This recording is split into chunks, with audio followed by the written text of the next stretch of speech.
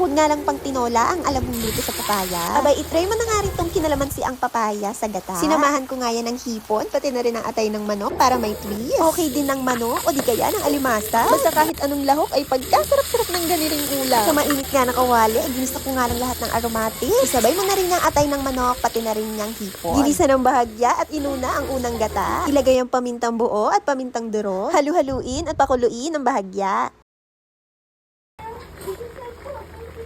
Isinod na itambog itong mga papayang hiniwa-hiwa ko lang yan ng mapapaya. Halu-haluin at naglagay nga rin pala ako dyan ng mga sili. Hayaan mo nga lang kumulo yung papaya within 3 to 5 minutes at ilagay mo na nga rin yung mga kalamansing piniga. Lagyan ng pampalasang pati. Alam mo ba na ang nagpapasarap dyan ay yung kalamansing piniga? Ang sarap nga ng sabaw niyan, manamis-namis na maasim-asim. Pag nailagay mo na nga yung mga kalamansing piniga, ilagay na nga rin natin tong kakanggata. Tignan mo naman, hindi pa nga naluluto pagkasarap-sarap ng tignan. Mas lalong lumasa nga dahil din sa atay ng manok. Mura nga lang ang papaya at kung wala kang budget para sa hipon, masarap din ipanglahok ay ang mga manok. I-try mo na rin to mga mare at wag na wag mong kakalimutan lagyan ng kalamansi ha. At kung nagustuhan mo nga yung mga ganitong video, i-follow, like and share para mas updated ka araw-araw. Maraming salamat!